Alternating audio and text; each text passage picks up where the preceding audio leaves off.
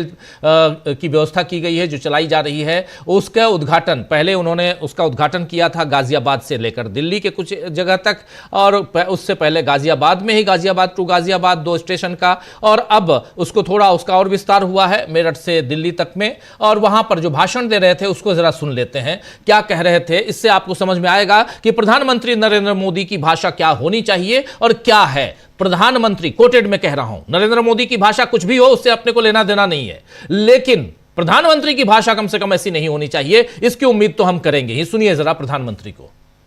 और नंगी राजनीति का अखाड़ा बना दिया।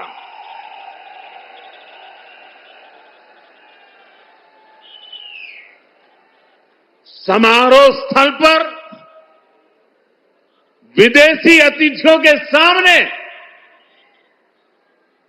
कांग्रेस के नेता कपड़े उतारकर पहुंच गए।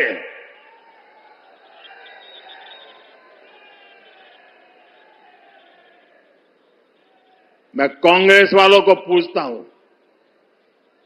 देश तो जानता है आप पहले से ही नंगे हो, फिर कपड़े उतारने की जरूरत क्या पड़ी?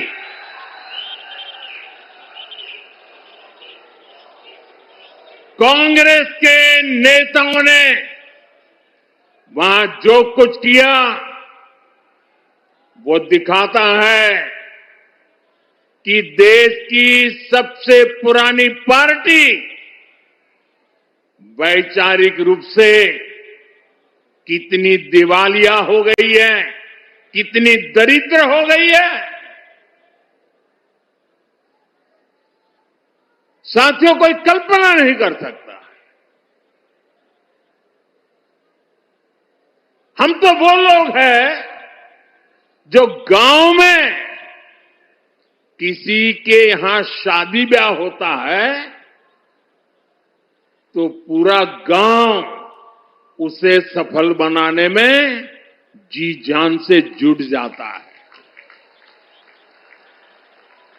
ताकि मेहमान गांव की एक अच्छी छवि लेकर जाएं। कांग्रेस तो अपने ही देश को बदनाम करने में जुटी है।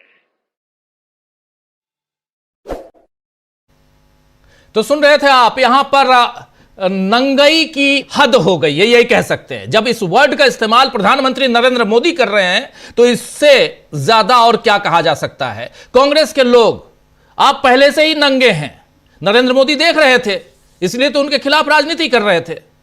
सुप्रिया श्रीनेत ने इस पर पलटवार किया है। कांग्रेस प्रवक्ता क्या कह रही हैं सुप्रिया श्रीनेत, जरा सुन लेते हैं। प्रधानमंत्री की मधुर वाणी तो आपने सुन ली, उद्घाटन कर रहे थे, आराम से उद्घाटन करते, लेकिन वहां भी सियासत करनी है क्योंकि अगले साल उत्तर प्रदेश में चुनाव होना है। और उससे पहले जब विदेश की यात्रा पर जा रहे थे, आज ही से जा रहे हैं योगी आदित्यनाथ, तो उधर अखिलेश यादव ने दोनों डिप्टी सीएम को कह दिया है कि 100 विधायक लेके आइए और सीएम बन जाइए, हम आपका साथ देंगे। यहां पर घबराए हुए नरेंद्र मोदी जो कह रहे हैं उसका आपको उसकी तमाम बातें समझ में आ गई होंगी कि आखिर इतनी घबराहट क्यों है। उत्तर प्रदेश हाथ से तो चला ही गया लोकसभा चुनाव में, उसके कारण ही 240 पे सिमट गए, और अगर अब वहां की सरकार भी चली जाएगी तो बहुत बुरी हालत हो जाएगी। और इन सब के बीच राहुल गांधी को रोकने की जितनी कोशिश पिछले 20 साल से कर रहे हैं, 22 साल से, 2004 से लेकर अभी तक, राहुल गांधी राजनीति से बाहर हो जाएं, इसी मुहिम में कांग्रेस लगी हुई, बीजेपी लगी हुई है। लेकिन राहुल गांधी सरेंडर नहीं हो रहे हैं, सरेंडर तो नरेंद्र मोदी हो रहे हैं। इसलिए अब नरेंद्र मोदी की भाषा वहां तक पहुंच गई है, ये नंगे होकर प्रदर्शन कर रहे हैं या कुछ और कर रहे हैं, अर्धनग्न इसको कहते हैं। इन्होंने टॉपलेस, जो आजकल इंग्लिश में कहा जा रहा है, ये देख लीजिए, दिखा रहा हूं मैं, ये चल रहा है। लेकिन पूरी दुनिया में इससे भी ज्यादा पूरे के पूरे कपड़े उतारकर महिलाओं के प्रदर्शन को भी इस दुनिया ने देखा है, लेकिन नरेंद्र मोदी को वो समझ में नहीं आती वो बातें। कॉमनवेल्थ गेम्स की बात आपको याद दिला देता हूं बीजेपी के दोस्तों। कॉमनवेल्थ गेम्स 2010, शीला दीक्षित मुख्यमंत्री थी उस समय, दुनिया की पूरी निगाहें कॉमनवेल्थ गेम्स पे टिकी हुई थी, और पूरा का पूरा उस कॉमनवेल्थ गेम्स का विरोध प्रदर्शन कौन कर रहा था? तो भाजपा के लोग कर रहे थे। वो भूल गए उस समय क्या दुनिया में भारत की छवि खराब नहीं हो रही थी। भारत की छवि को कई बार भाजपा के लोगों ने खराब किया है, लेकिन आज बुरा क्यों लग रहा है? इसलिए बुरा लग रहा है क्योंकि आज आपकी सियासत गर्त में जा रही है, वो सब पूरी दुनिया देख रही है और इसलिए आपको अब तकलीफ हो रही है। लेकिन सुनिए जरा यहां पे क्या कह रही हैं सुप्रिया श्रीनेत। प्रधानमंत्री ने नंगे शब्द का प्रयोग किया है। ये कोई शब्द है बोलने का? नंगे आप है जिसने अमेरिका के सामने आत्मसमर्पण किया। नंगई आपकी है जिसने अमेरिका के सामने भारतीय किसानों के हितों का सौदा किया। नंगे आप हैं जिन्होंने एक थाली में पूरा का पूरा डेटा परोसकर अमेरिका को दे दिया। नंगे आप हैं जिन्होंने अमेरिका के निर्देश पर रूस से तेल खरीदना कम किया। नंगे आप हैं जिन्होंने $500 बिलियन की आयात पर बात मानी। नंगे आप हैं जिन्होंने शून्य करने का टैरिफ का वादा किया।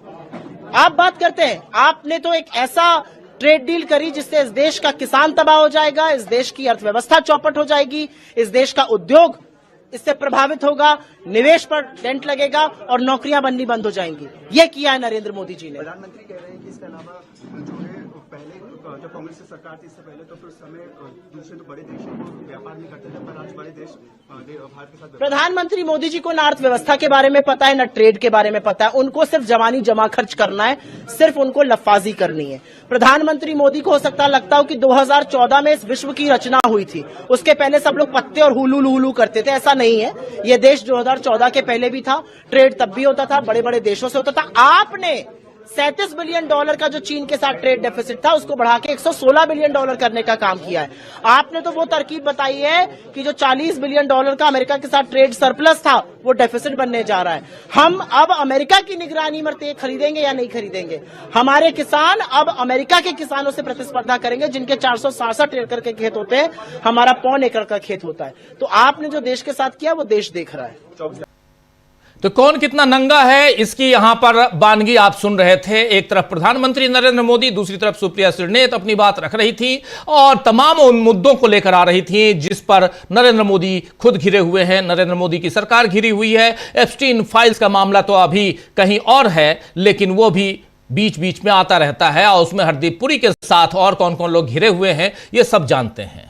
इधर एआईसीसी यानी ऑल इंडिया कांग्रेस कमेटी का लॉ डिपार्टमेंट, आरटीआई और एचआर डिपार्टमेंट ने कुछ जरूरी और नए इनिशिएटिव लिए हैं और ये इनिशिएटिव पार्टी की सोच यानी कांग्रेस पार्टी की सोच, विचारधारा और भविष्य के लिए बहुत ही महत्वपूर्ण बताई जा रही है। आज प्रेस कॉन्फ्रेंस की अभिषेक मनु सिंघवी ने और उनका साथ देते हुए इनके जो ट्रेजरर हैं वो नजर आए। जरा सुनते हैं क्या कुछ कह रहे थे यहां पर अजय माकन जो कांग्रेस पार्टी के ट्रेजरर हैं और अभिषेक मनु सिंघवी। सुन लीजिए।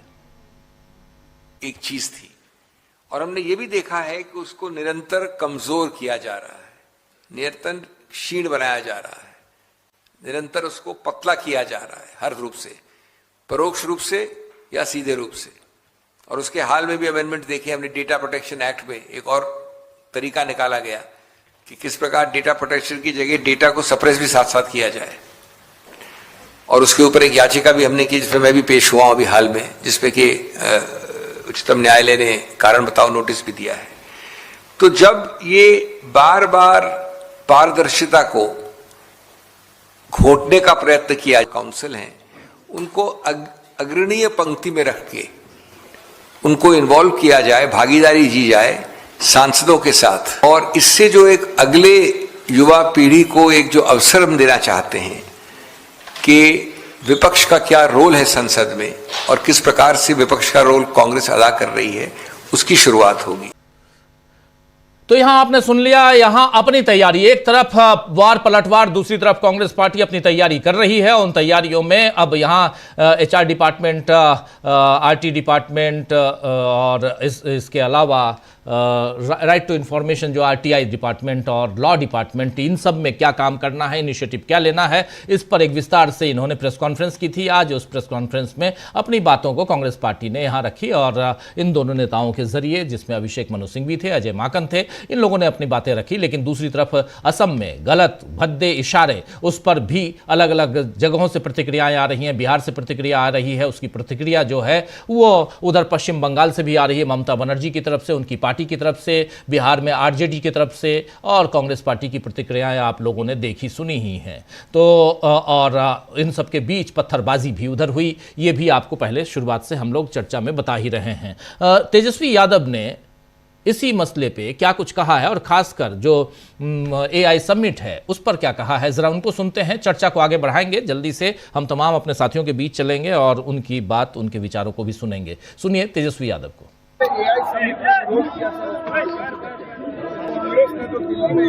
एआई समिट तो पूरी तरीके से फ्लॉप रहा, बल्कि बेइज्जती कराई है।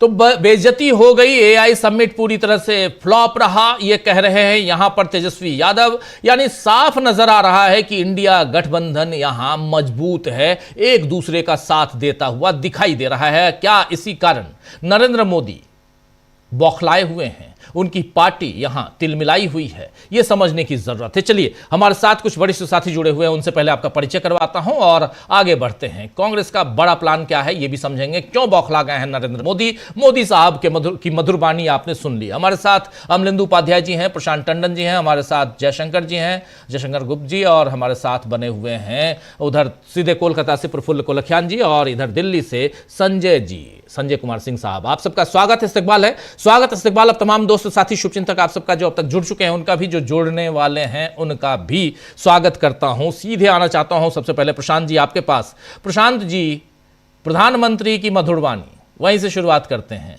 पीएम बोलते हैं तो थोड़ी तकलीफ तो होगी ही ना, प्रधानमंत्री हैं इसलिए प्रधानमंत्री बोल रहा हूं मैं, नरेंद्र मोदी नहीं बोल रहा हूं, प्रधानमंत्री। नरेंद्र मोदी की बात करें तो फिर नरेंद्र मोदी की कैटेगरी के बहुत लोग मिल जाएंगे भाजपा में, लेकिन प्रधानमंत्री की कैटेगरी में ऐसे प्रधानमंत्री तो बहुत कम हमने देखे थे। आपने देखे क्या, नेहरू जी से लेकर आज तक, अभी तक?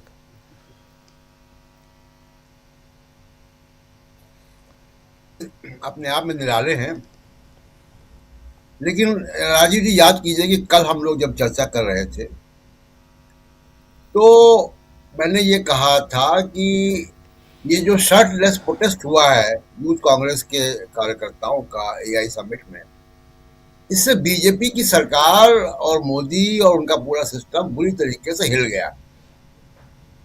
8-10 लड़कों के प्रोटेस्ट को आप देखिए कि कैबिनेट मंत्री, गोदी मीडिया, आईटी सेल, अब प्रधानमंत्री खुद, मतलब आप इतना बड़ा प्रोटेस्ट है, तो अगर इतना रिएक्शन हो रहा है तो मैं कहूंगा कि उन लड़कों का प्रोटेस्ट बहुत कामयाब रहा और फाइनली मोदी जी को भी इसमें उतरना पड़ा। और देखिए, पॉलिटिशियन जो है वो फालतू में बात नहीं करता है, मोदी जी भी फालतू में बात नहीं करते हैं। उनको जरूरत महसूस हुई है कि इस प्रोटेस्ट के खिलाफ बोलना चाहिए, और उसकी वजह एक बात बता दें आपको। एक तो एआई समिट गलगोटिया के कुत्ते की वजह से, रोबोटिक कुत्ते की वजह से काफी बदनाम हो चुकी। दूसरे की बड़े बड़े लोग वहां नहीं आए, स्टेक होल्डर्स नहीं आए, उसी बीच एप्स्टीन वगैरह ये सब भी चल रहा है। लेकिन तमाम दरबारी जो बुद्धिजीवी हैं, जो जातिवादी भी हैं, उनके और मीडिया और गोदी मीडिया, इन सब के बावजूद इसका बहुत इम्पैक्ट हुआ है। होता क्या है कि राजीव जी, शर्ट उतारना हमेशा अश्लीलता नहीं है, एक स्टेटमेंट है, और जो इन लड़कों ने किया वो उसको आप अश्लीलता नहीं कह सकते, वो एक स्टेटमेंट है, और समाज में इसका बड़ा सकारात्मक रवैया जाता है, ये एटीट्यूड दिखाता है। याद कीजिए कि लॉर्ड्स के मैदान में पवेलियन में बैठे हुए सौरव गांगुली, कप्तान भारत के,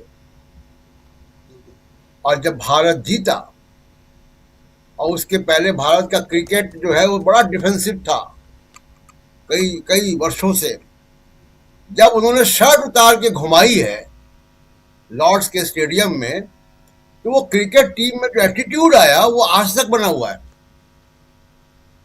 वो मील का पत्थर था वो शर्ट उतारना सौरव गांगुली का, उनकी कैप्टनसी और उसके बाद की क्रिकेट टीम में जो अग्रेशन आया है वो उसी शर्ट उतारने से आया है। तो शर्ट उतारना हमेशा एक स्टेटमेंट होता है, और वो स्टेटमेंट देने में ये लड़के कामयाब हो गए। प्लस उसमें जो लिखा हुआ था कॉम्प्रोमाइज पीएम, विदेशी मेहमानों के बीच में वो संदेश चला गया, वहाँ विदेशी मीडिया भी था। ये देखिए आप जो कह रहे थे, ये देखिए, ये तस्वीर हाँ। देखिए, सौरभ गांगुली यस, आपने भी शेयर किया है प्रशांत जी। यही तो वो इसको इसीलिए शेयर किया है कि देखिए ये जो शर्ट उतारना जो है वो एक स्टेटमेंट होता है, अश्लीलता नहीं है।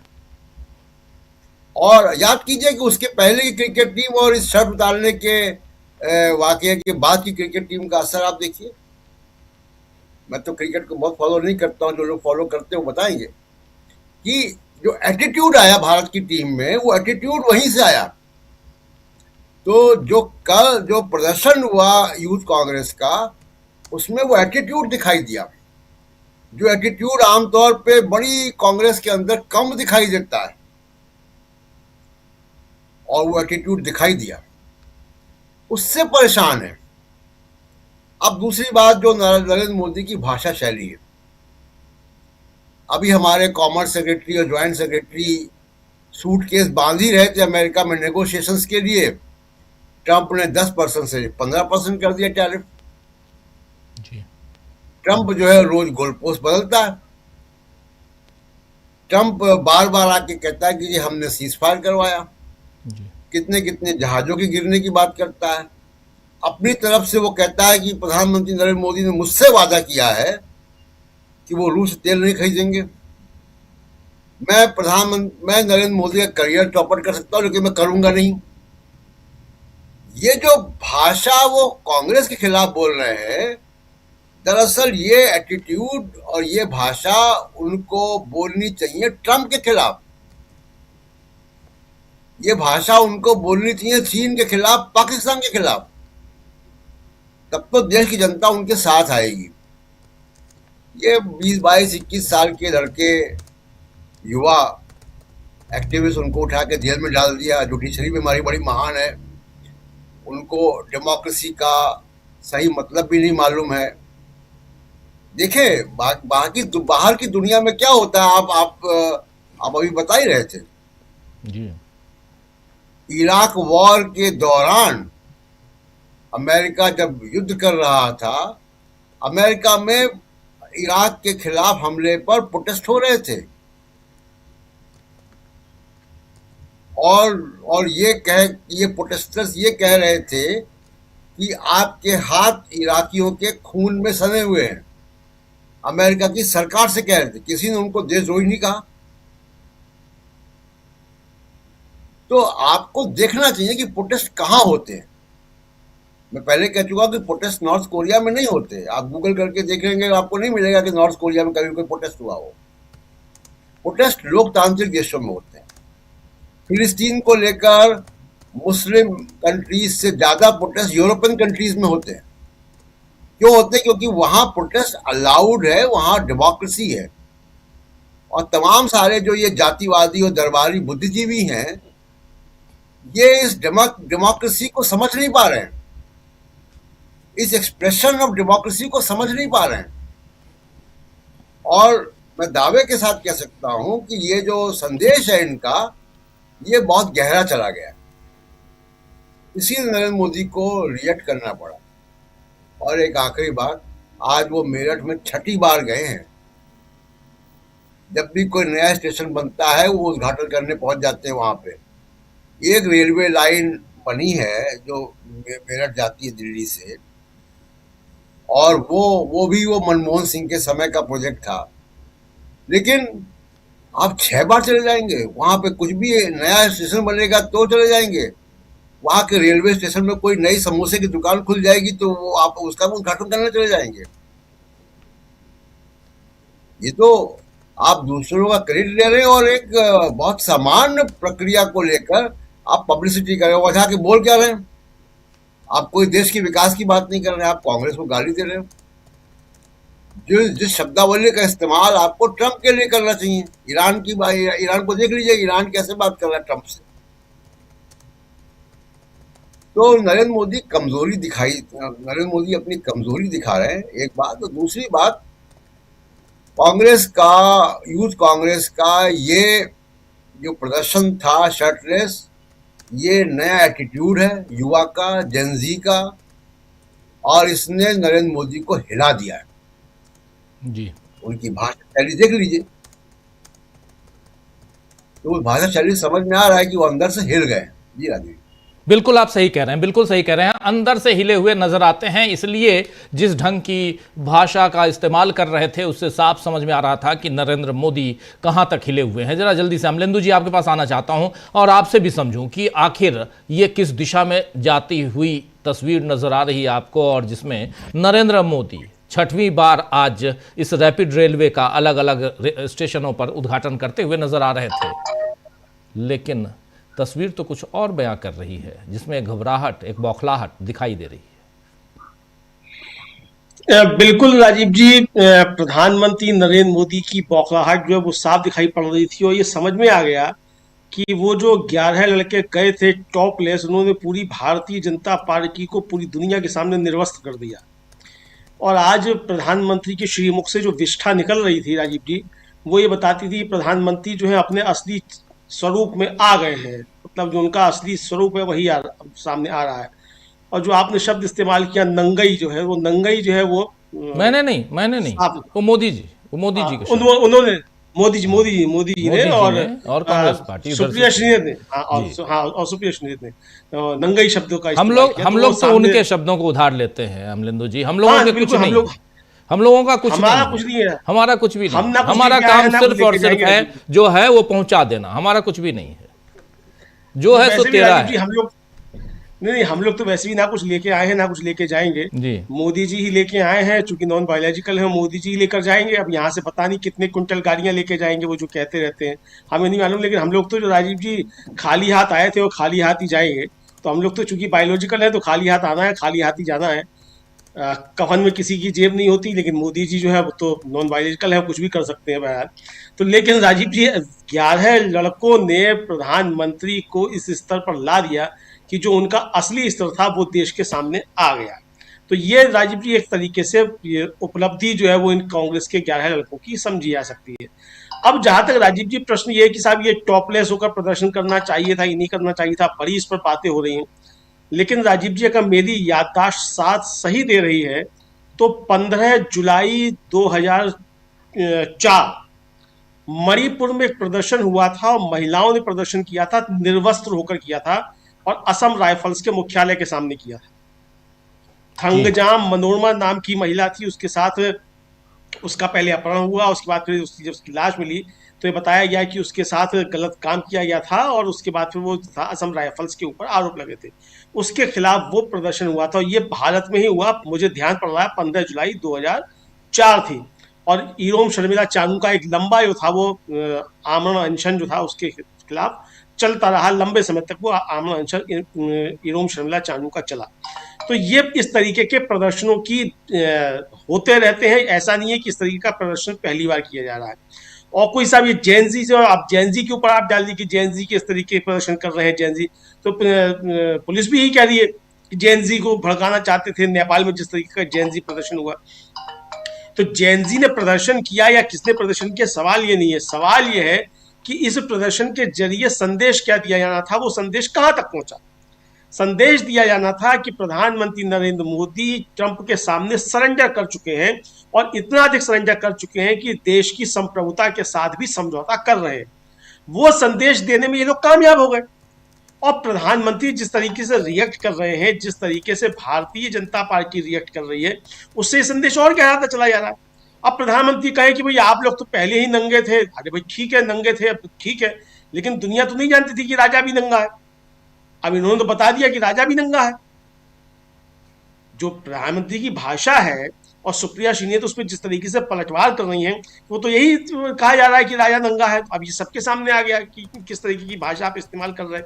तो मुझे लगता है राजीव जी इस पे सहमतियां हो सकती हैं। साहब विदेशी मेहमान आए हुए थे कि उस पर जाके करना चाहिए था, प्रदर्शन नहीं करना चाहिए था। अरे भाई आप भी तो विदेशी मेहमानों के सामने प्रदर्शन करते हैं, अभी भी आप क्या छोड़ देंगे प्रदर्शन करना। तो ये राजीव जी जिस तरीके भाई विदेश में जाके, साउथ कोरिया में जाके आप कह रहे हैं कि पहले 2014 से पहले देश में, भारत में पैदा होना क्या था, कलंक था, कलंक था। अरे कहाँ पैदा हो गए, हाँ, अरे कहाँ किस देश में पैदा हो गए, ये हमारे विदेश की इन्हीं धरती पे श्रीमुख थे। कितना विदेशी भारत धरती पे। को भारत को प्रधानमंत्री ने, चूंकि प्रधानमंत्री थे नरेंद्र मोदी, अभी भी हैं, तो उन्होंने इस ढंग से भारत की छवि को गिराने की कोशिश की है। तो आज क्या हो गया, ये क्या कर रहे हैं ये लोग? कुछ भी तो ऐसा नहीं कर रहे हैं जिससे प्रधानमंत्री की छवि गिरे। और राजीव जी देखिए, जी, इन 11 लोगों ने तो प्रधानमंत्री के खिलाफ नारे लगाए, प्रधानमंत्री के लिए कहा, लेकिन प्रधानमंत्री जो है वो लगातार भारत का अपमान करते हैं। बड़ा अंतर है। ये 11 लोग जो है ये कह रहे हैं प्राइम मिनिस्टर इज कम्प्रोमाइज। प्रधानमंत्री कहते हैं कि भारत में कुछ नहीं हुआ था, 2014 से पहले कुछ नहीं हुआ, सब कुछ अब हो रहा है। ट्रेनों को, राजीव जी, ट्रेन के स्टेशन पर जाकर कैंटीन के उद्घाटन के लिए हरी झंडी दिखाना, ये तो वास्तव में 2014 के बाद ही हो रहा है, इससे पहले नहीं होता था। तो लेकिन ये जो प्रधानमंत्री करते हैं वो भारत का अपमान करते हैं और लगातार करते हैं। पिछले 2014 से लेकर अब तक शायद ही कोई दिन ऐसा जाता हो जिस दिन नरेंद्र मोदी भारत का अपमान ना करते हो। आप अगर देश के विपक्ष के लिए इस तरीके की भाषा का इस्तेमाल कर रहे हैं तो क्या ये सिर्फ मेरठ के लोग सुन रहे हैं? इसे बाकी दुनिया नहीं सुन रही है? कि आप 140 साल से ज्यादा पुरानी पार्टी, जिसका लंबे समय तक देश पर शासन रहा, जिसने कई प्रधानमंत्री दिए, आप जब बाहर जाते हैं तो आपको मजबूरी में जाकर महात्मा गांधी की प्रतिमा के सामने सिर झुकाना पड़ता है। आप उस पार्टी के लिए कह रहे हैं कि देश तो जानता था कि आप नंगे हैं।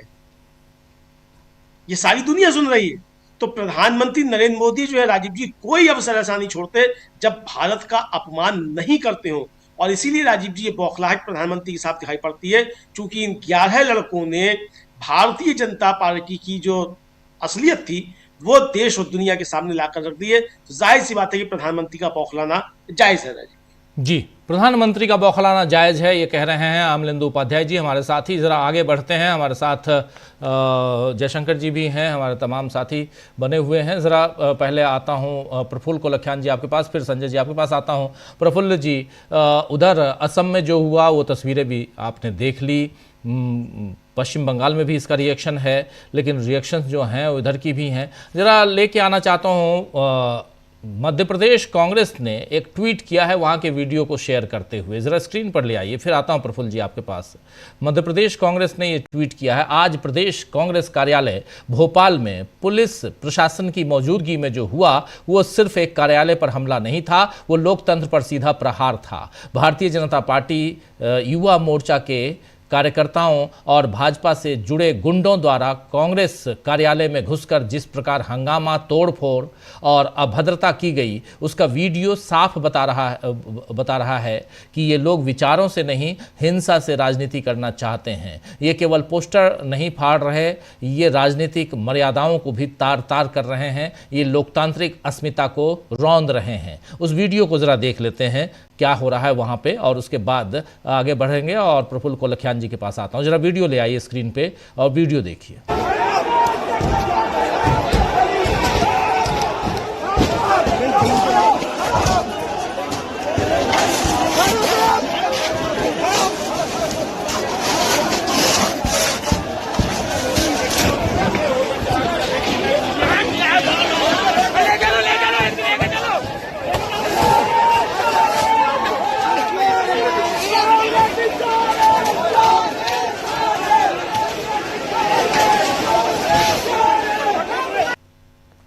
तो सुन रहे थे प्रफुल्ल जी, देख रहे थे, ये है मध्य प्रदेश भोपाल में भारतीय जनता युवा मोर्चा, भारतीय जनता पार्टी के कार्यकर्ता, नेता और उसके समर्थक जो कर रहे थे वो कांग्रेस पार्टी के मुख्यालय पर दफ्तर पहुंच के तोड़ फोड़। और नरेंद्र मोदी अगर कहें कि ये लोग तो शुरुआत से ही नंगे हैं, तो फिर तो आप एक वो दे ही देते हैं, एक सर्टिफिकेट देते हैं, जैसे आपने हरदीप पुरी को जन्मदिन की बधाई देकर सर्टिफिकेट दे दिया कि वो मिलते रहते हैं, मिलते रहेंगे, एप्स्टीन की आत्मा से मिलेंगे, उसमें क्या फ़र्क पड़ता है? ये तो वही है ना। सर नमस्कार, सभी साथियों और दर्शकों को नमस्कार। देखिए, ये तो कुछ भी कर सकते हैं। अमरेंदु सर ने इशारा किया कि राजा जब कपड़े का, हवा का लिबास पहन के शहर में घूम रहा था तो बच्चा बोला भीड़ से, राजा असल में तुम नंगा हो। ये नंगापन क्या होता है? और ये भारत के संदर्भ में और कांग्रेस को बोल रहे हैं। इनको पता होना चाहिए कि कांग्रेस के सबसे बड़े नेता महात्मा गांधी थे और उनको दुनिया हाफ नेकेड कहती थी, चर्चिल बल्कि कहते थे अधनंगा फकीर, तो वे अधनंगे रहते थे। इन्होंने शर्ट उतारा और शर्टलेस तो पहली बार हुआ नहीं है। हाल के फिलहाल 10-15 साल के इतिहास को भी याद करें तो कई जगह हुआ। मणिपुर का उदाहरण तो अमरेंद्र सर ने दे ही दिया। पोप के खिलाफ हुआ, पुतिन के खिलाफ हुआ और कई जगहों पर ये हुआ है, यूक्रेन, फ्रांस, जर्मनी, सभी जगह पर होता है। और नंगापन वह नहीं है जो वहां दिखा रहा है। मैं और सांस्कृतिक संदर्भों में न भी जाऊं तो आपको याद दिलाता हूं कि शरीर से नंगापन नहीं होता है। नहीं तो हमारे यहाँ दिगंबर जैन की इतनी समृद्ध परंपरा है, कोई उसे उस भाषा में नहीं कहता है। तो नंगापन क्या होता है? नंगापन होता है चरित्र का नंगापन। नंगापन वो होता है जो एप्स्टीन फाइल में दर्ज है और जो एक दिन आएगा और पता चलेगा कि नंगा नाच क्या होता है। बड़बोलेपन की भी एक हद होती है और कांग्रेस ने इनकी ठीक दवा निकाली है।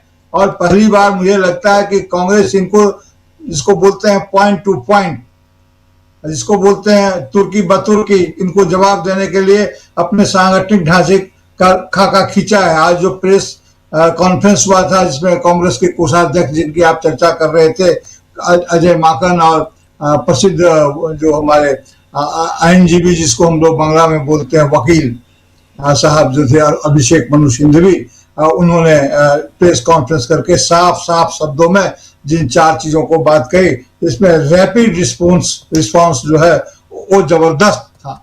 उसमें जो था उनका जो 5 से 7 सदस्यों का जिला में इस तरह का सेल रहेगा जिनके पास तुरंत संपर्क किया जा सकता है। डिजिटल डायरेक्टरी लाएंगे, लोगों को तैयार करेंगे और कांग्रेस इस लड़ाई के लिए एकदम ग्रास रूट लेवल से तैयार अगर हो रही है तो इनका कांग्रेस निश्चित रूप से जवाब देगी। देखिए, आपने सर बड़े विश्वास के साथ चर्चा की इंडिया गठबंधन की, और करना भी चाहिए। आपने ठीक ही कहा, हम लोग तो कौन होते हैं उन पर टिप्पणी करने वाले। यहाँ का मैसेज वहां हमारा देना इतना ही काम है, विश्लेषण करना हमारा काम है। लेकिन हमारा विश्लेषण ये कहता है कि इंडिया गठबंधन के जो अपने लक्ष्य थे वे अलग अलग थे, और इन राहुल गांधी और कांग्रेस की राजनीति और इंडिया गठबंधन के अन्य सदस्यों की राजनीति में हमें फर्क करके तब भारत के नागरिकों को उन पर भरोसा करना होगा। कांग्रेस एक ऐसी लड़ाई लड़ रही है जिस भारतीय जनता पार्टी और राष्ट्रीय स्वयंसेवक संघ की विचारधारा से लड़ाई लड़ रही है। सिर्फ उनकी सत्ता से लड़ाई नहीं लड़ रही है, उनकी पूरी की पूरी व्यवस्था, उनकी पूरी की पूरी नियति, उनकी पूरी की पूरी नीति से लड़ाई लड़ रही है। वो जो भारत को बनाना चाहते हैं वो आइडिया ऑफ इंडिया की लड़ाई लड़ रही है। बाकी जो इसमें घटक दल थे, अभी देखिए कि शरद पवार जी ने जिस ढंग से कहा था अभी वो बीमार हैं, हम उनको शीघ्र स्वास्थ्य लाभ की कामना करते हैं, लेकिन जिस ढंग से उन्होंने अजित पवार के निधन के तुरंत बाद कहा था इसमें राजनीति नहीं की जानी चाहिए, एक स्वाभाविक घटना है, इसकी जांच की कोई जरूरत नहीं है। आज उनके परिवार से ये बात उठ रही है कि क्या क्या हुआ था, इसकी जांच की बड़ी गहन जरूरत है। आज वो कुछ बोल नहीं रहे हैं। इसी घटना पर देखिए कि तृणमूल कांग्रेस ने यहाँ पर अपना कोई साफ साफ बयान नहीं दिया है। उन्हें लग रहा है क्योंकि देखिए ये भी सत्ता में है और सत्ता का चरित्र अपनी जगह पर एक जैसा हो जाता है। और मैं फिर कहूं आपसे कि वहां जब ये हमेशा कोशिश रहती है इन प्रांतीय पार्टियों की, मैं क्षेत्रीय नहीं कहूंगा और प्रांतीय पार्टी कह लीजिए, तब तक का एक शब्द चलाता हूं। प्रांतीय पार्टियों का लक्ष्य हमेशा यह रहता है कि केंद्र में जो भी हो उसकी राजनीति की आलोचना करते हुए अगर हम यहाँ पर सत्ता में है तो उसकी आंच हम पर नहीं आनी चाहिए। ये वीडियो होगा और इसी तरह का अगर ये आचरण होगा, इसी तरह से अगर विरोध प्रदर्शन होगा, क्योंकि सत्ता के खिलाफ तो लोगों के मन में हर जगह पर विरोध रहता ही है। तो इसलिए इनका बयान यह है, इनको दिल्ली से नहीं, इनको यहीं से मतलब है। राहुल गांधी के सामने एक बड़ी राजनीति है और उस बड़ी राजनीति में वो जो है सो अपना स्वार्थ और सत्ता को नहीं देख रहे हैं। कौन ऐसा नेता होगा जो खुलेआम मन से कहेगा कि चुनावी हार जीत की परवाह किए बिना मैं अपनी नीति पर टिका रहूंगा? है किसी में साहब? अगर यह नाटकीय वक्तव्य ही था तो कोई ऐसा नाटक खेल करके दिखा दे, कोई ऐसा वक्तव्य लेकर के दिखला दे। आज पूरे भारत में जो इन्होंने भारत को नंगा कहा, अब तो इनके लोग शंकराचार्य को नंगा कह रहे हैं। मुझे नहीं पता कि वो क्या है नहीं है, उनका क्या केस है लेकिन जिस ढंग से पेश आ रहे हैं उस ढंग से तो यही साबित हो रहा है। इसीलिए इनका 1-2 दिन चलेगा, लेकिन मैं ये बधाई देता हूं उन युवा कार्यकर्ताओं को जिन्होंने सरलेस होकर के अपने संदेश को इतना जबरदस्त ढंग से जनता तक पहुंचाया, लोगों तक पहुंचाया। ये ध्यानाकर्षण था। और किस समिट में किया? आप ग्लोबल समिट के बोलते हैं। जिस ग्लोबल समिट में हमारी नाक कट गई, जिस ग्लोबल समिट में कुत्ता भी हमारा वफादार नहीं रहा, जी चीनी कुत्ता भी हमारा वफादार नहीं रहा, और उस ग्लोबल समिट की बात बोल रहे हैं जहां चोरी हो गई थी, वहां नाक कटी शर्टलेस होने से। 6-7 लड़कों, 11 लड़कों, 12 लड़कों के शर्टलेस होने से नाक कट गई। ये बिल्कुल नहीं। आप ये समझिए कि बेजुबान होते जा रहे लोकतंत्र को जुबान मिली इससे। प्रोटेस्ट की राजनीति खत्म होकर के उपद्रव की राजनीति पर विराम लगा और प्रोटेस्ट की राजनीति शुरू हुई। अगर विरोध की राजनीति अपना काम करेगी तो जाहिर है कि उपद्रव की राजनीति को पीछे हटना होगा। भारतीय जनता पार्टी की पूरी राजनीति उत्तेजना, उन्माद और उपद्रव की राजनीति रही है। इस उत्तेजना, उपद्रव और उन्माद की राजनीति के खिलाफ अगर लोकतांत्रिक विरोध की राजनीति का यह प्रदर्शन कांग्रेस के युवा कार्यकर्ताओं ने किया है तो देश की तरफ से उनको बधाई दी जानी चाहिए। आप आलोचना प्रत्यालोचना करते रहेंगे, लेकिन जिस मैसेज को उन्होंने देना चाहा कि नाक कहां कटी है, अगर इज्जत की चिंता होती है कि भारत के राष्ट्र को प्रतिष्ठा पर आंच आई है तो जांच कीजिए कि भारत की प्रतिष्ठा को जांच कहां से लगी है। तो इसलिए मैं उन लोगों को बधाई देता हूं और ये कहता हूं कि बेजुबान होते लोकतंत्र को एक जुबान मिली और राजनीति को उत्तेजना, उन्माद और इससे बाहर निकाल करके, उपद्रव से बाहर निकाल करके एक लोकतांत्रिक विरोध की स्थिति में लाई। अगर वो कहते हैं कि कांग्रेस नंगी या नंगे लोगों की पार्टी है तो कांग्रेस के सबसे बड़े नेता महात्मा गांधी थे। इस बात को कभी नहीं भूलना चाहिए, जो आधे कपड़े में ही रहते थे, जिनका कपड़ा उन्होंने कहा कि ब्रिटिशर्स ने छीन लिया। इसलिए तो कह रहे हैं इनको सबसे ज्यादा तकलीफ तो महात्मा गांधी से है ना, इसलिए तो कह रहे हैं। अगर गहराई में जाइए तो महात्मा गांधी से ज्यादा तकलीफ तो है ही। गोडसे वाली पार्टी को महात्मा गांधी से तकलीफ होगी ही होगी। और गोडसे वाली पार्टी इसलिए कह रहा हूँ क्योंकि गोडसे का महिमा मंडन करने वाली एक साध्वी और महात्मा गांधी को गोली, उनके फोटो पे गोली मारने वाली एक साध्वी, उसको अगर आप कहीं और पहुंचा देते हैं तो इसका मतलब है कि आप उनका साथ दे रहे हैं। इसलिए यहाँ पर इस बात को मेंशन करना ज़रूरी है। जल्दी से आना चाहता हूँ जयशंकर जी आपके पास, फिर संजय जी आपके पास भी आता हूँ। जयशंकर जी, ये पूरे घटनाक्रम, प्रधानमंत्री नरेंद्र मोदी की भाषा, चलिए युवा कांग्रेस के युवाओं ने, चलिए मान लिया थोड़ी देर के लिए उन लोगों ने नंगई की, मान लिया, यही कह रहे हैं ना प्रधानमंत्री, वो प्रधानमंत्री कह रहे हैं वो पार्टी नंगी पार्टी है, तो मान लो ना कि वो ऐसा ही काम करेंगे। जब पार्टी ऐसी है तो ऐसा ही काम करेंगे, तो आप क्यों कह रहे हो? आप अपनी जुबान क्यों खराब कर रहे हो? सवाल तो यह पैदा होता है। और नहीं तो यह मानिए कि उनके प्रोटेस्ट, यानी कांग्रेस के, युवा कांग्रेस के जो वहां प्रतिनिधि गए, नेता गए, उनके प्रोटेस्ट से आप बौखला गए हैं, हिल गए हैं, तिलमिला गए हैं, और इसीलिए पूरे देश भर में आपने अब नंगा नाच करना शुरू कर दिया है। यह कहा जाए फिर? जयशंकर जी, क्या कहा जाए, मतलब अपने भाषणों से, अपने बयानों से प्रधानमंत्री जी अपने बारे में लगातार बताते रहते हैं कि वे क्या हैं। उनके बारे में हम लोग मतलब मणिशंकर अय्यर से तो कभी इत्तेफाक नहीं रखे उस ढंग से, उनके बड़े बोलेपन या जो भी कहिएगा, लेकिन एक बार इनके बारे में जो कहा था वो लगातार उसको ये चरितार्थ करते जाते हैं। देखिए मुश्किल क्या है कि ये लोग मानसिक और वैचारिक रूप से फासिस्ट हैं। लोकतंत्र इनके दिल दिमाग में कहीं से है नहीं। जब विपक्ष में रहते हैं तो ठीक है, वो सारे काम करते हैं, धरना प्रदर्शन, उग्रता, ये सब सारे काम करेंगे, मस्जिद तोड़वा देंगे, कभी कुछ कर देंगे, ये सब सारे करेंगे वो लोग। लेकिन सत्तारूढ़ होते ही उन पर हिटलर की आत्मा उनके सामने प्रवेश कर जाती है। अगर वो डेमोक्रेटिक होते, लोकतांत्रिक होते, तो ये कहते कि भाई एआई समिट में हमारे विपक्ष के कुछ नौजवानों का प्रदर्शन जो शर्टलेस थे या जैसे भी रहे होंगे, उनका प्रदर्शन इस बात का सबूत है कि इस देश में जीवंत लोकतंत्र है। लेकिन चूंकि आप लोकतांत्रिक हैं नहीं और इस देश में लोकतंत्र है नहीं, इसलिए आपकी जुबान से बात निकल ही नहीं सकती है।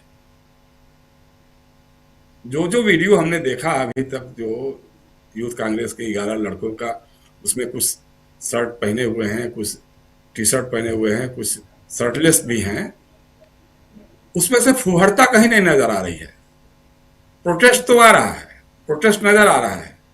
और हम तो बार बार यही कहते हैं कि राहुल गांधी को बहुत बहुत बधाई और बहुत बहुत धन्यवाद कि उन्होंने एक सोई हुई पार्टी के नौजवानों को लड़ने का जज्बा बना दिया है, जज्बा दे दिया है, जीत का एक जज्बा सिखा दिया। जैसा प्रशांत कह रहे थे, सौरव गांगुली वाला उस मैच को हमने देखा था, किस तरह से हारते हुए भारतीय टीम इंग्लैंड में लॉर्ड्स के मैदान में जीत गई थी क्रिकेट का मैच, और सौरव गांगुली ने शर्ट उतार करके लहराया था, बगल में राजीव शुक्ला भी बैठे हुए थे वहां पर जी। तो वो एक जज्बा था, उसने जज्बा कायम किया। वो राहुल गांधी ने यही जज्बा आज यूथ कांग्रेस के नौजवानों के दिल दिमाग में भर दिया है, जिसको लेकर के गए थे। वो क्या करने गए थे? प्रोटेस्ट करने गए थे। अब आपको याद आ रहा है कि पड़ोस के घर शादी होती है तो पड़ोसी क्या करते हैं। भाई पड़ोस के घर में, जिसके घर में शादी होती है, वो भी क्या करता है, ये भी आपको मालूम होना चाहिए। आपकी तरफ से गाली नहीं देता है विपक्ष को, आप तय नहीं कर पाते हैं में है कि विपक्ष में है। आप लगातार कांग्रेस के खिलाफ बातें करते हैं, गालियां देते हैं, आप शब्द निकालते हैं। जब आप कह रहे थे किसी पार्टी के राष्ट्रीय अध्यक्ष के बारे में कि वो बार बाला और वो डांसर और वो कांग्रेस की विधवा और क्या क्या बातें, तो उससे देश की दुनिया भर में बदनामी हो रही थी कि नाम हो रहा था। जब आप, जैसे आपने बताया, वही मैं भी कहने जा रहा था कि जब आप दक्षिण कोरिया और दुनिया के और कई देशों में भी जाकर के भारत के बारे में, भारत सरकार के बारे में नहीं, भारत के बारे में जाकर के जिस ढंग की घिनौनी बातें करते थे, अरे साहब 2014 से पहले तो लगता था किस देश में कहां पैदा हो गए, शर्म आती है, शर्म आती थी, आज बदल गया है देश। ऐसी तमाम ऐसी बातें करते थे जिसपे देश का नाम रोशन होता था या देश की बदनामी होती थी। ये मोदी जी या उनके लोग बता सकते हैं। अभी एआई समिट में जो काम गलगोटिया यूनिवर्सिटी के लोगों ने किया, उससे मोदी जी को बताना चाहिए कि इससे देश का नाम दुनिया भर में रोशन हुआ या बदनामी हुई, ये तो बताना चाहिए आपको। ये आप नहीं बताएंगे। रोज अमेरिका का राष्ट्रपति डोनाल्ड ट्रंप आपकी पैंट उतार करके आपको नंगा कर रहा है। रोज कोई ना कोई ऐसा बयान दे देगा जैसे लगेगा कि आप उसकी कठपुतली हैं और नाच रहे हैं, उसके इशारों पे नाच रहे हैं, और बात भी सही होती जाती है। अच्छा, संजोग की बात यही है कि यही बातें 10 दिन 20 दिन पहले राहुल गांधी कर चुके होते हैं, और उसी पर वो मुहर लगाता है और आप चुपचाप बैठे रहते हैं, और जो कहता है वो वही आप करते भी जाते हैं। रूस से तेल खरीदना आपने बंद ही कर दिया हमारी कंपनियों ने जी। ईरान से समझौता आपने चाबहार पोर्ट से अपने को विड्रा कर लिया, वहां से तेल भी नहीं ले रहे हैं आप। वो कह रहा है कि आप वेनेजुएला से खरीदिए, अब आप कह रहे हैं उससे अगर ठीक होगा हम खरीदेंगे, क्यों नहीं खरीदेंगे। तो रोज तो वो आपको नंगा कर रहा है, एक बार भी आपके मुंह से नहीं। टैरिफ मतलब हमारा जो टैरिफ था उसको 0 कर दिया और अपना टैरिफ बढ़ा दिया, और वहां के सुप्रीम कोर्ट में जो फैसला दिया उसके अगले ही दिन उसने और बढ़ा दिया, 10 से 15% कर दिया। हमारी डील होते होते रह गई। जैसा बता रहे थे कि भाई ये लोग ब्रीफकेस अटैची उची पैक करके जा रहे थे, बीच में डील ही रुक गई, टल गई। तो ये सारी चीजें रोज रोज हो रही हैं, लेकिन अब उससे आपको पता नहीं। आपकी पार्टी के पूर्व सांसद सुब्रमण्यम लगातार अपने देश के प्रधानमंत्री के बारे में, एक राज्य के पूर्व मुख्यमंत्री के बारे में लगातार बयान दे रहे हैं, कह रहे हैं कि साहब वो चीन जाते थे और बीजिंग में उनके ऐशोआराम का इंतजाम कोई राजनयिक करता था, डिप्लोमेट करता था, वहां का राजदूत करता था, उसके बदले में उसको यहाँ केंद्र सरकार में जगह मिली, मंत्रालय मिला। आप एक बार भी जवाब नहीं दे रहे हैं, एक बार भी नहीं कह रहे हैं कि ये स्वामी झूठ बोल रहा है, और झूठ बोल रहा है तो उसके खिलाफ मुकदमा करेंगे, हम मानहानि का मुकदमा करेंगे, क्योंकि वो एक साथ एक राज्य के पूर्व मुख्यमंत्री जो आज देश के प्रधानमंत्री भी हैं और वहां के तत्कालीन राजदूत जो आज भारत के विदेश मंत्री भी हैं, हमारे नाम राशि, उनकी मानहानि कर रहे हैं, उनको डिफेम कर रहे हैं। वो तो स्वामी पर मुकदमा नहीं कर, मुकदमा छोड़ दीजिए, आप तो उनको अपनी पार्टी से निकालने तक का साहस नहीं दिखा पा रहे हैं। It means there is something wrong, तो अपने आप पे प्रूव हो रहा है। तो आपको तो बताना चाहिए। अमेरिका के बारे में, एपेस्टीन फाइल्स के बारे में स्वामी के अलग बयान आ रहे हैं, अलग सुर आ रहे हैं, और आपके एक मंत्री का नाम लगातार उछल रहा, लगातार आ रहा है। भाई, इससे अधिक बेशर्मी और दुनिया भर में बदनामी कहीं हो सकती है क्या, कि ब्रिटेन का राजकुमार गिरफ्तार हो जाता है, एपेस्टीन फाइल्स में नाम आता है, तो दुनिया भर में तमाम इस्तीफे होने शुरू हो गए हैं एपेस्टीन फाइल्स में। जिसका नाम आ गया, अब वो सही है गलत है क्या है वो तो बात की बात है, लेकिन नाम आते ही लोगों का रिजिग्नेशन हो रहा है। हमारे यहाँ बेशर्मी से आप उसको जन्मदिन की बधाई दे रहे हैं। वो खुद ही कह रहा है कि हाँ, हम 4 बार मिले थे। क्यों मिले थे भाई जनाब? भारत का नाम रोशन करने के लिए मिले थे। वो दुनिया भर का जो सबसे बड़ा यौन अपराधी, दुष्कर्मी, उससे आपकी मुलाकातें होती रहती थी। अब उसे लेन देन, क्या लेन देन होता था, क्या होता था, गॉड नोज। तो ये सारी चीजें हैं जिस पर आपको सफाई देनी चाहिए थी। दुनिया भर में जो हमारी जगहसाई हो रही है उसके बारे में आपको नहीं है, लेकिन कांग्रेस नंगी थी और आपको अर्धनग्न होने की क्या जरूरत है, वो आप तो पहले ही से नंगे हैं। अरे भाई साहब, आप खुद ही नंगे हैं। आप अपनी भाषा से साबित कर रहे हैं कि आप नंगे हैं। मैं बड़े शंकर अय्यर की भाषा नहीं बोलना चाहता हूं मैं कि आप क्या हैं, लेकिन आपने अपनी नग्नता का अपने शब्दों से, अपने भाषा से आपने सब दुनिया भर को बताया है, क्योंकि आप डेमोक्रेट हैं नहीं। तो राजीव जी, ये हालात है, लेकिन ये अच्छी बात है। मुझे जिस बात की कई बार मैं इस मंच से भी कांग्रेस के लोगों की आलोचना भी करते रहता था कि कब उतरोगे सड़कों पे, कब लड़ने का जज्बा दिखाओगे, कब संघर्ष का जज्बा दिखाओगे। इन नौजवानों को बहुत बधाई कि जा करके वहां पे अपनी बात उन्होंने रखा और विरोध किया, विरोध प्रदर्शन किया। हमको याद है, हम लोग भी बचपन में, युवा अवस्था में जब थे, छात्र युवा अवस्था में थे, तो जा करके सड़कों पे प्रदर्शन करते थे। मुझे याद है इंदिरा जी, उस समय इंदिरा गांधी जी हाईकोर्ट, इलाहाबाद हाईकोर्ट में गई थी अपना बयान देने के लिए। उनका बयान होने वाला था और हाईकोर्ट के गेट के बाहर हम लोगों ने प्रदर्शन किया था। कुर्ते पहने थे, नीचे काले कुर्ते पहने थे, निकाल करके नारा लगाना शुरू कर दिया था। पुलिस जो करती है वो करती की, वो पुलिस ने किया, उसमें कहीं ये बात नहीं है जी। लेकिन करते तो थे हम लोग, धरना प्रदर्शन, विरोध प्रदर्शन करते ही रहते, आए दिन होता रहता था। और आपको बहुत बुरा लग गया भाई। क्यों बुरा लग गया? क्योंकि आपके दाल में काला है, और दाल काली अगर दिखने लग जाएगी तो उससे आपकी जगहसाई होगी। मुझे नहीं लगता कि नौजवानों ने जो शर्टलेस या टॉपलेस या जो भी कहिए वो प्रदर्शन किया है, उससे जगहसाई नहीं हुई है। उससे तो लगा कि हाँ, इस देश में लोकतंत्र जिस रूप में भी है उसे बनाए रखने की एक कोशिश है, एक कवायद है। उससे ये, इस प्रदर्शन से ये साबित होता है, और हम इनका स्वागत करते हैं, अभिनंदन करते हैं। बहुत अच्छा काम किया है और करते रहना चाहिए। लाठी और डंडों की परवाह नहीं करनी चाहिए, क्योंकि अब जो ये लोग गुंडे हैं बेसिकली ना, जिस ढंग से भोपाल में गुंडई हुई है, जिस ढंग से आसाम में गुंडई हुई है, भारतीय जनता युवा मोर्चा या उनके और लोगों ने मिलकर के किया है, वो क्या है उसके बारे में तो एक बार भी कभी कहेंगे नहीं। बीजेपी वाले कभी बोलेंगे ही नहीं। तो अपना परिचय ये खुद ही दे रहे हैं। बेसिक बात ये है राजीव जी, जो मान के चलना चाहिए, हम तो मान के चलते ही चलते हैं कि बेसिकली ये लोग नाजीज हैं, ये लोग फासिस्ट हैं। इटली के मुसोलिनी और जर्मनी के हिटलर, इनके आदर्श हैं, आइडियल हैं, उन्हीं के हिसाब से चलते हैं। जब सत्ता मिल गई है तो फिर उसी ढंग से ये काम कर रहे हैं। लेकिन हिटलर का भी अंत हुआ था, मुसोलिनी का भी अंत हुआ था। तो ये बात इनको पता नहीं याद है कि नहीं है, इनको याद रखना चाहिए। और इसी तरह से अगर नौजवान सड़कों पे आते रहे तो वो दिन दूर नहीं जब तख्त उछाले जाएंगे। जी राजीव जी। जी, सब ताज उछाले जाएंगे, सब तख्त उछाले जाएंगे। जी भाई, सब तख्त गिराए जाएंगे। चलिए, लेकिन संजय जी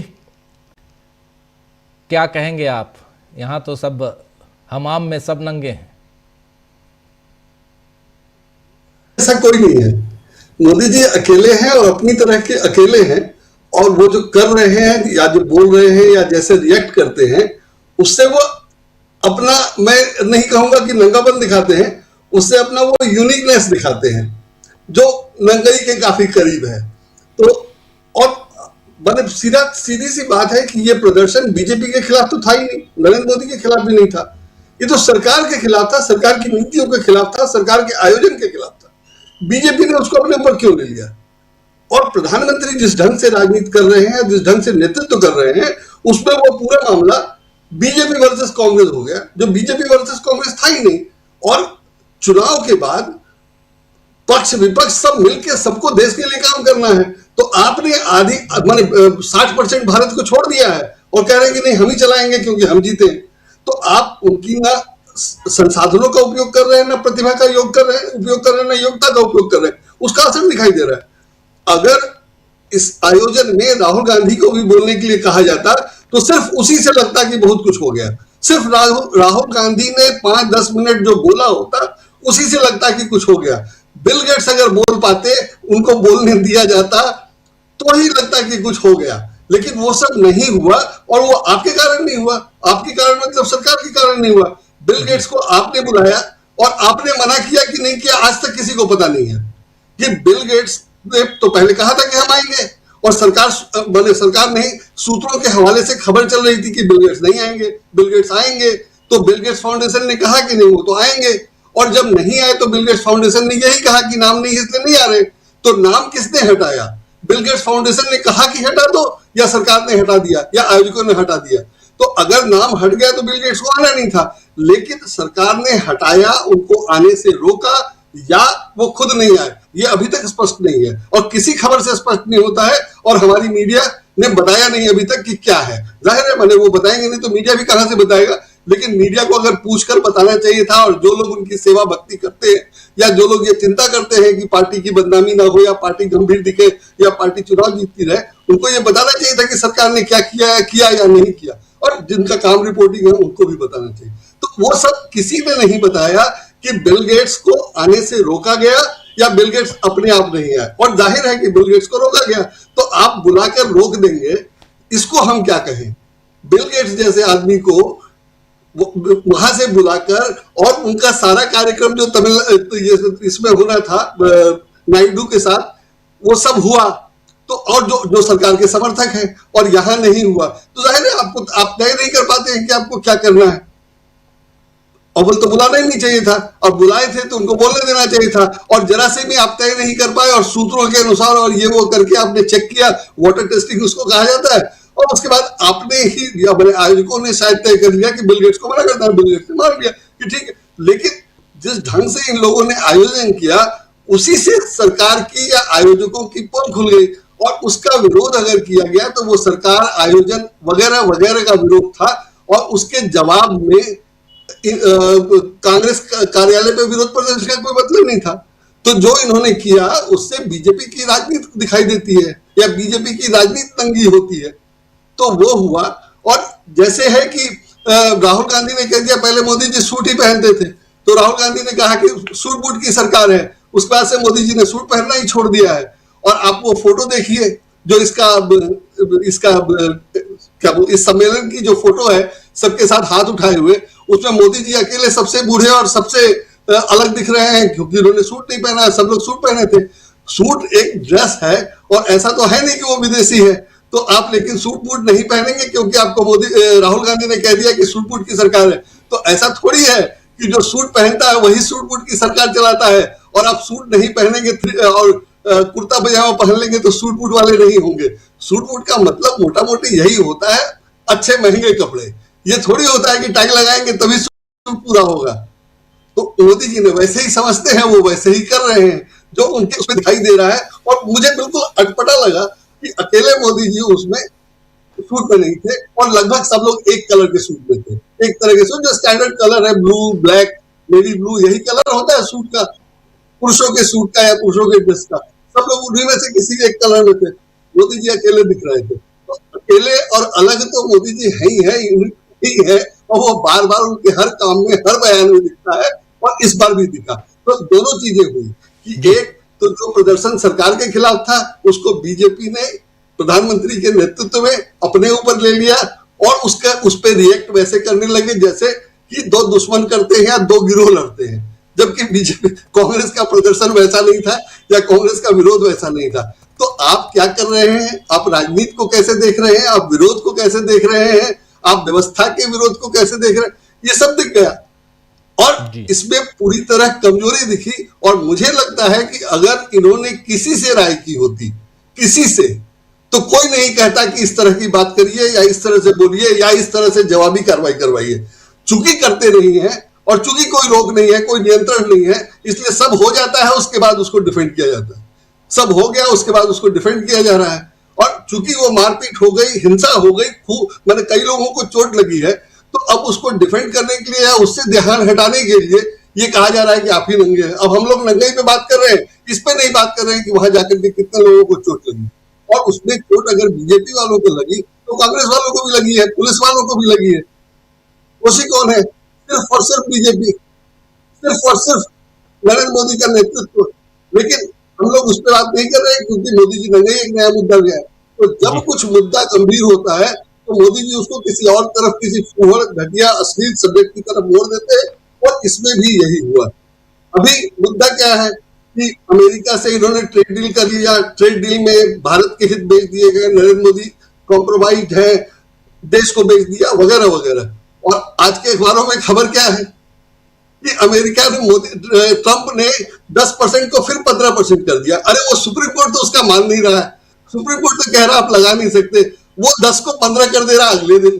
तो उस फैसले का या उस खबर का क्या महत्व है? तो उसको छोड़ करके जो भारत में जो खबर महत्वपूर्ण है वो कोई खबर नहीं छपी है। SIR पे आज एक बहुत महत्वपूर्ण खबर है कि 8-9% लोग जो पुराने वोटर लिस्ट से कम हो गए हैं। बहुत बड़ी बात है कि 9% तो विदेशी नहीं हो सकते हैं ना, और 9% फर्जी नाम भी नहीं हो सकते हैं।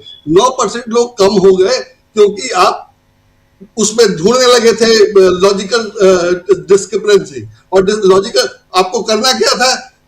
चुनाव आयोग ने कहा था कि हम विदेशी को वोटर नहीं बना सकते हैं, इसलिए सारी कार्रवाई हो रही है।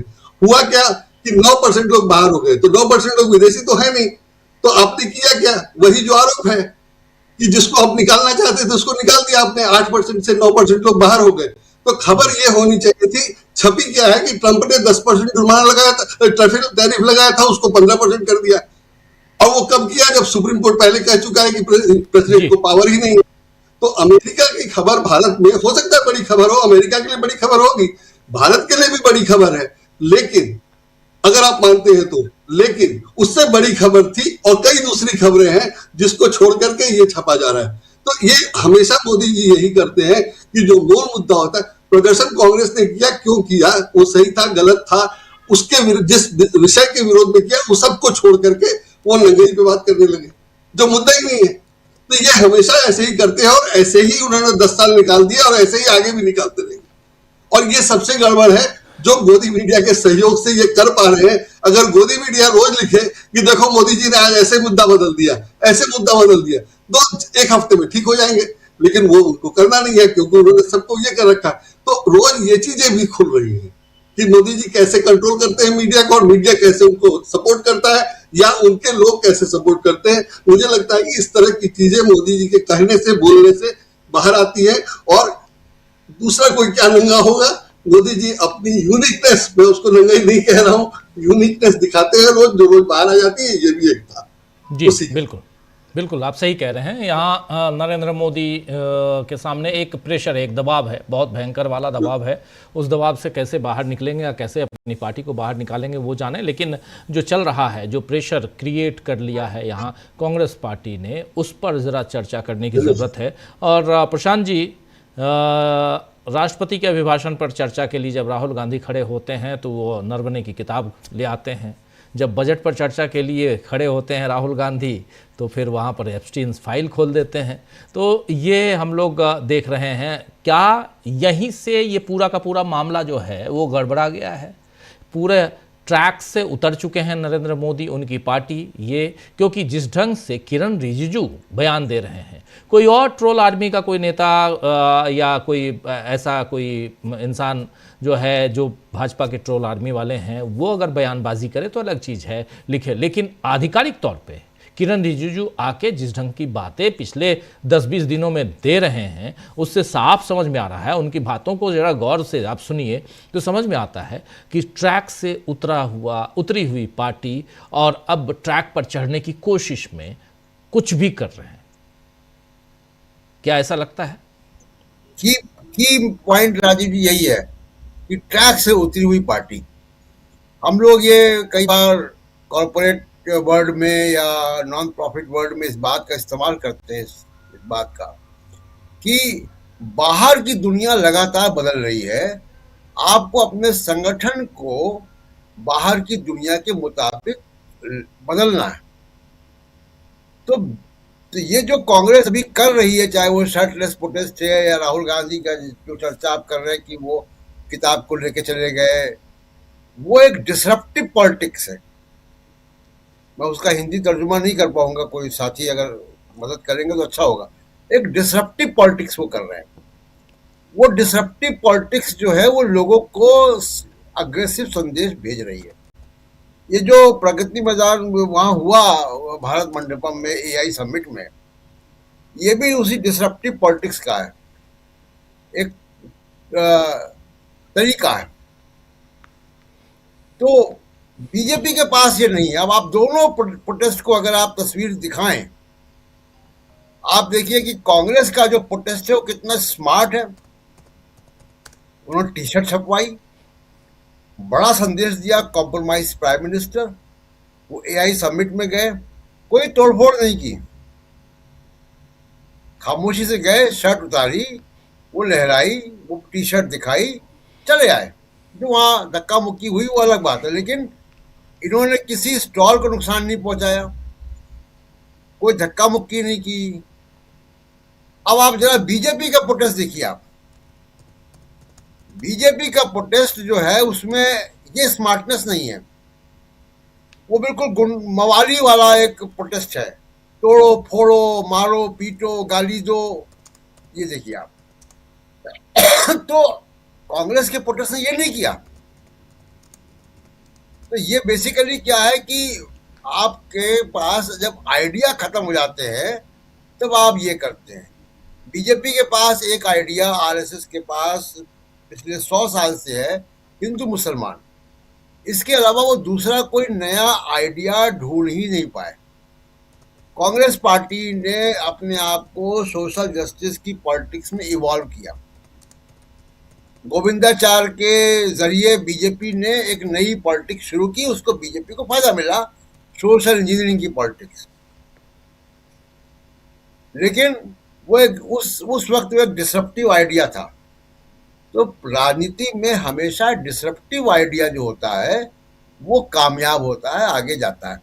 वो ठीक है कि अभी आप कॉर्पोरेट के साथ है, कॉर्पोरेट आपके साथ है, उनका मीडिया है, वो आपका गाना गा रहे हैं। एक जातिवादी बुद्धिजीवी वर्ग है जो मुख्यतः हिंदू अपर कास्ट है, वो आपके साथ है, वो अपनी असुरक्षा की वजह से। भाई जेएनयू के जो वीसी बोल रही हैं, हम सबने सुना होगा, जी उनमें और तमाम सारे जो बुद्धिजीवी हैं जो कांग्रेस को कटघरे में खड़ा करते हैं, उनमें क्या अंतर है? कोई अंतर नहीं है, उतने ही जातिवादी हैं ये लोग। तो इसलिए एक डिसरप्टिव पॉलिटिक्स में कांग्रेस पार्टी कामयाब रही है। मोदी जी के पास वो आइडिया नहीं है। मैं इसलिए डिस्कस कर रहा हूँ क्योंकि ये जो पूरा मामला है शर्टलेस प्रोटेस्ट का, इसकी चर्चा देश भर में हो रही, प्रधानमंत्री खुद इस पर प्रतिक्रिया दे रहे हैं, तो इस पर बात होनी चाहिए। और तो लोग लिख रहे हैं लोग। और एक देखिए, हम लोग अंग्रेजी में कहावत है कि picture speaks more than 1000 words. Yes. तो तस्वीर जो है उसका जो कम्युनिकेशन है वो बड़ा ताकतवर होता है, वो तमाम बड़े बड़े लेखों से भी ज्यादा ताकतवर होता है। ये तस्वीर बड़ी पावरफुल है और इस तस्वीर ने हिला दिया मोदी जी को। जिस तरीके की भाषा वो बोल रहे हैं, इसका मतलब है कि मोदी जी हिल गए। आप देखिए ना कि निशिकांत दुबे की किसी भी बात पे राहुल गांधी रिएक्ट नहीं कर रहे हैं, मल्लिकार्जुन खड़गे नहीं रिएक्ट कर रहे हैं, क्योंकि वो हिल नहीं रहे उससे। अब एक दूसरा एक मामला आता है, देखिए कि एक किचन कैबिनेट बन गई। जरा गौर कीजिए, मोदी जी के इर्द गिर्द एक किचन कैबिनेट बन गई है। कौन लोग हैं जो कांग्रेस का मुकाबला कर रहे हैं मोदी जी के साथ खड़े होकर और किसी भी हद में जाके गंदे गंदे आरोप लगा के निचले स्तर की भाषा का इस्तेमाल करके? कौन लोग हैं? किरण रिजिजू हैं, निशिकांत दुबे हैं, हरदीप पुरी हैं। आप सुन रहे हैं कि ये तीनों लोग कोई मास लीडर्स नहीं है, कोई जनाधार वाले नेता नहीं है, कोई बड़ी शख्सियत नहीं है, कोई बड़ा रिकॉर्ड राजनीतिक नहीं है कि मंत्री रहे हुए हो, मुख्यमंत्री रहे हो। ये लोग जो हैं ये मोदी जी के किचन कैबिनेट है, जो इनकॉम्पिटेंट लोग हैं, जिनके ऊपर आरोप हैं, बड़े गंभीर एप्स्टीन फाइल जैसे आरोप हैं जी। और आप देखिए कि बीजेपी का कोई भी कद्दावर नेता इस वक्त मोदी जी के बचाव में नहीं आ रहा।